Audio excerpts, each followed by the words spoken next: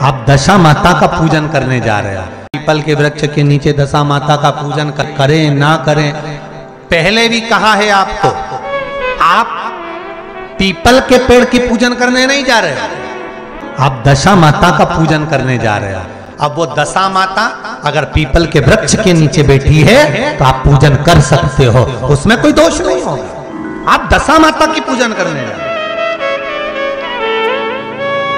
अब वो दशा माता भले वो पीपल के पेड़ के नीचे बैठी हो, चाहे बड़ के पेड़ के नीचे बैठी हो, आप पीपल की पूजन करने नहीं जा रहे। हाँ, पीपल के वृक्ष के नीचे अगर दशा माता बैठी है और पीपल के नीचे बैठी है तो आप पीपल की पूजन, पीपल की जड़ की पूजन भी कर रहे हो, तो दशा माता के भाव से करें। आप ये ना सोच कर करें कि हम पीपल की पूजन कर रहे हैं, रविवार के दिन कर नहीं सकते, हमने सुना है रविवार को पीपल को छूना नहीं चाहिए, प्रणाम नहीं करना चाहिए, पूजन नहीं करना चाहिए, पर आप पीपल की नहीं कर रहे हो, आप दशा माता की कर रहे हो, इसलिए रविवार को कर सकते हो, आप दशा करो, आप शिव आराधना कर रही। भगवान शिव महापुराण की कथा कहती है, सोमवार के दिन भगवान को अगर लोटा भरकर शिव को समर्पित करा जाता है तो घर में तेज लक्ष्मी प्राप्त होती है। पूरी दुनिया में केवल एक बेलपत्र का वृक्ष कैसा होता है जिस वृक्ष के नीचे माता लक्ष्मी शाम के समय पर बुआरी लगाने के लिए जाती है, झाड़ू लगाने के लिए। बेलपत्री के पेड़ पर, बेलपत्र का वृक्ष जिसके यहाँ लक्ष्मी नहीं दिखती हो, पैसा घर में नहीं आता हो, बहुत चिंता लगी रहती हो, लक्ष्मी से जुड़ी हुई, व्यापार से जुड़ी हुई, पैसा आ ही नहीं गया, बहुत मेहनत कर रहे हो, सोमवार की सोमवार 5 सोमवार बेलपत्री के पेड़ के नीचे एक घी का दिया लगाना चालू कर दीजिए। शाम के साथ थोड़ी सी मिट्टी बेलपत्री के पेड़ के नीचे की उठाकर लिया, घर के अंदर लाकर इतनी सी मिट्टी लाकर पटक दीजिए। 5 सोमवार करके देखो, छठे सोमवार पे करने की जरूरत नहीं पड़ेगी, व्यापार अपने आप बढ़ना चालू हो जाएगा। लक्ष्मी शाम के समय पर प्रतिदिन बेलपत्र के पेड़ के नीचे बुआरी लगाना।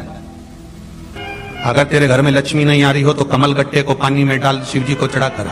कमल का फूल बाजार में मिल रहा हो, जब तक कमल का पुष्प बाजार में मिले तब तक एक कमल का पुष्प सोमवार की सोमवार शंकर को चढ़ाना चालू कर दे। सोमवार को नहीं चढ़ाए तो प्रदोष को चढ़ा, और शंकर की भक्ति कर। और कमल का फूल ना मिले तो कमल गट्टा पानी में डाल, उस पानी को शंकर पर चढ़ा और चढ़ा एक, क्योंकि शिव के चरणों में रहने के लिए माता ख्याति ने लक्ष्मी देना चाहिए, और लक्ष्मी जी को भगवान शंकर ने नारायण को दे दिया। अगर वही कमल के पुष्प पर लक्ष्मी का निवास होता है, इसलिए दीपावली पर कमल का फूल शिव जी को, भगवान माता लक्ष्मी को समर्पित होता है। कमल का पुष्प मेरे भगवान विष्णु ने शंकर भगवान को सावन के महीने में 108 दिए थे। वो पुष्प का फल इतना मिला कि भगवान विष्णु को सुदर्शन चक्र मिल गया था। सुदर्शन चक्र किसका था? भगवान शंकर का। वो चक्र भगवान विष्णु को दिया। ले लो, तुमने कमल के फूल चढ़ाए 108, ये कमल का पुष्प चढ़ाने का फल ये कि अपना सुदर्शन चक्र तुमको देता हूं, दुष्टों का संहार करना ये आपको देता हूं। भगवान विष्णु सुदर्शन चक्रधारी हो गए। केवल कमल का पुष्प चढ़ने से भगवान नारायण को लक्ष्मी प्राप्त हो जाती है, इसलिए लक्ष्मी जी की प्रियता कमल का पुष्प है।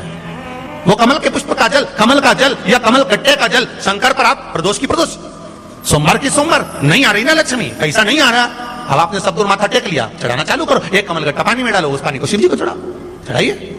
मिल जाए कमल का फूल, जब तक मिल रहा है कमल का पुष्प मिले, मंगवा लिया, चढ़ा दिया। सोमवार की सोमवार तो चढ़ाओ, शिव की आराधना करो, शंकर की भक्ति करो, और एक दृढ़ता से करो। के बोलिए वटकेश्वर महादेव। एक बात याद रखो, कोई बच्चे पढ़ाई कर रहे हो और उनका चित्त, उनकी वृत्ति, उनका मन पढ़ने में नहीं लग रहा,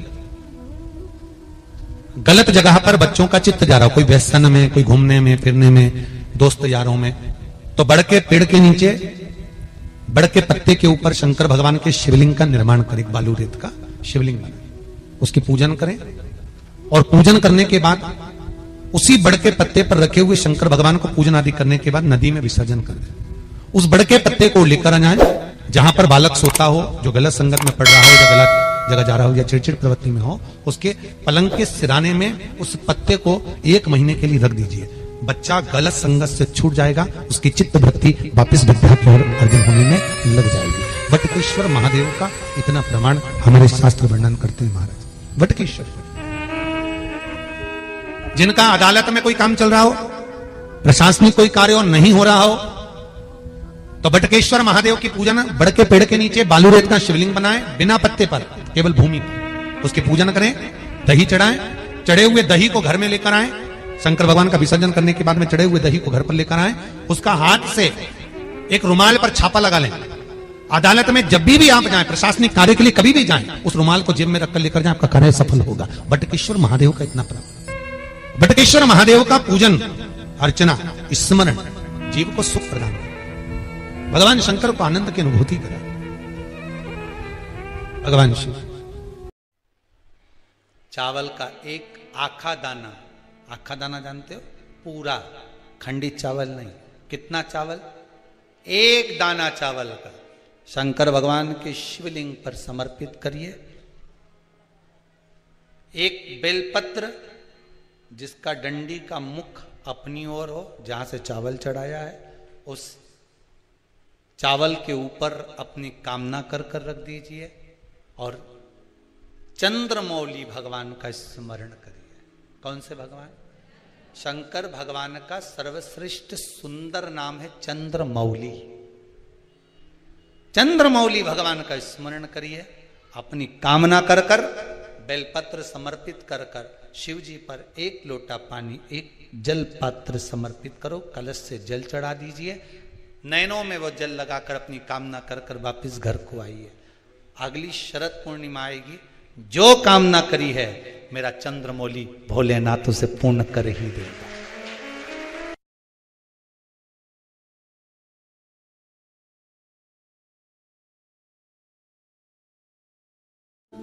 ये काम बहुत जरूरी और होना ही चाहिए, नहीं हो रहा।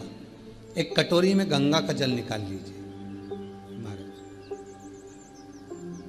और कटोरी में गंगा का जल निकालकर तुम्हारे घर में एक सिक्का पड़ा हो, 1 रुपया, 2 रुपया, 5 रुपया, कोई सा भी एक सिक्का पड़ा हो, जो भी सिक्का पड़ा हो, कुंदकेश्वर महादेव का नाम लेकर, जहां परिंडा होता है, पानी का मटका होता है, पितरों का स्थान होता है, हंडा भरते हो, मटका भरते हो, उसके पास में उस कटोरी को रखकर 1 का सिक्का, 2 का सिक्का, 5 का सिक्का, 10 का सिक्का, जो तुम्हारे पास सिक्का पड़ा हो, जो भी तुम्हारे पास पड़ा हो, वो सिक्के को हथेली में लेकर कुंदकेश्वर महादेव का नाम लेकर उस कटोरी में डाल दीजिए और उस जल को नैनों से लगाकर आप काम के लिए निकल जाइए। वो काम आपका सफल होकर ही रहेगा, छूट नहीं सकता। गंगा के जल में वो बल होता है, और आप जो सिक्का डाल रहे हो वो ये समझ कर डालें कि कुंदकेश्वर महादेव को मैं गंगा में स्नान करने के लिए, हमारे यहाँ पहले हमने भी देखा, आपने भी देखा होगा, किसी जब बारिश नहीं होती है या कोई काम अटक जाता है, जब बारिश, तो क्या करते थे पहले के जमाने में कि मंदिर को पैक कर दे, उसमें पानी भर दे शंकर जी के ऊपर।